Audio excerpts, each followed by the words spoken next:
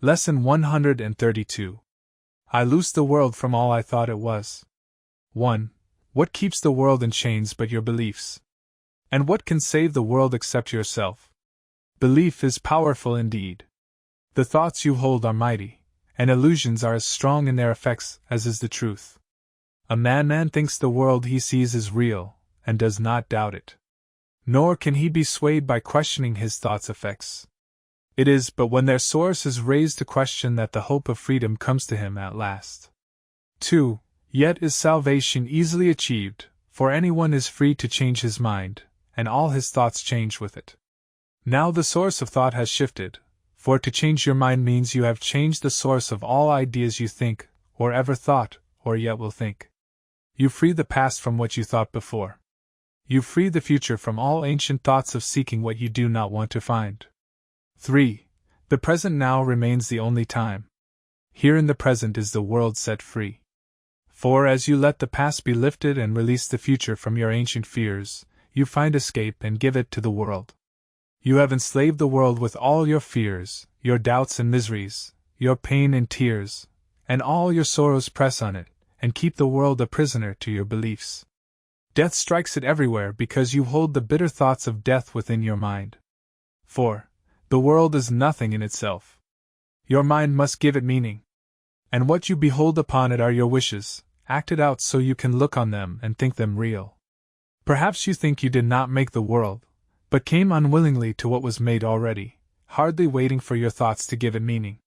Yet in truth you found exactly what you looked for when you came. 5. There is no world apart from what you wish, and herein lies your ultimate release. Change but your mind on what you want to see, and all the world must change accordingly. Ideas leave not their source. This central theme is often stated in the text, and must be borne in mind if you would understand the lesson for today. It is not pride which tells you that you made the world you see, and that it changes as you change your mind.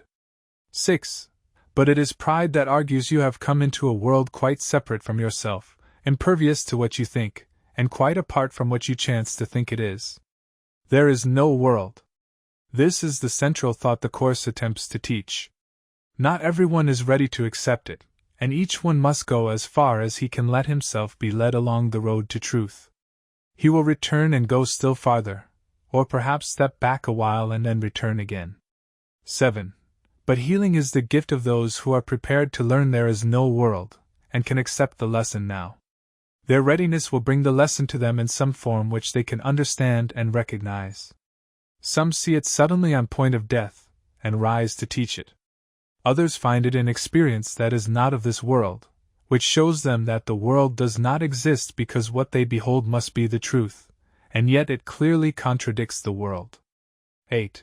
And some will find it in this course, and in the exercises that we do today. Today's idea is true because the world does not exist. And if it is indeed your own imagining, then you can loose it from all things you ever thought it was by merely changing all the thoughts that gave it these appearances. The sick are healed as you let go all thoughts of sickness, and the dead arise when you let thoughts of life replace all thoughts you ever held of death.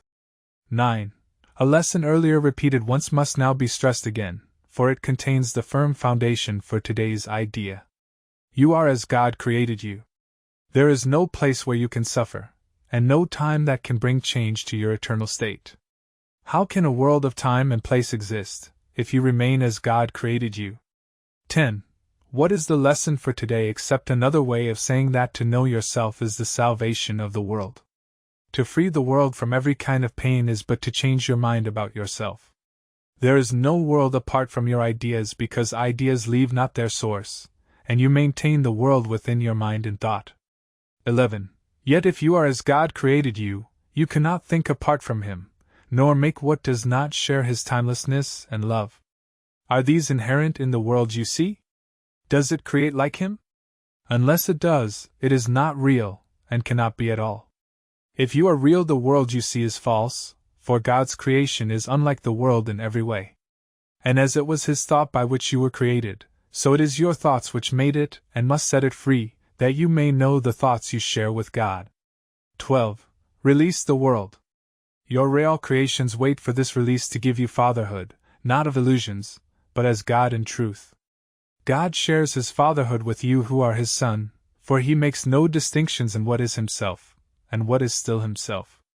What he creates is not apart from him, and nowhere does the Father end, the Son begin as something separate from him. 13. There is no world because it is a thought apart from God, and made to separate the Father and the Son, and break away a part of God himself, and thus destroy his wholeness. Can a world which comes from this idea be real? Can it be anywhere? Deny illusions, but accept the truth. Deny you are a shadow briefly laid upon a dying world. Release your mind, and you will look upon a world released. 14. Today our purpose is to free the world from all the idle thoughts we ever held about it, and about all living things we see upon it. They cannot be there. No more can we. For we are in the home our Father set for us, along with him. And we who are as he created us would loose the world this day from every one of our illusions, that we may be free. 15. Begin the 15-minute periods in which we practice twice today with this.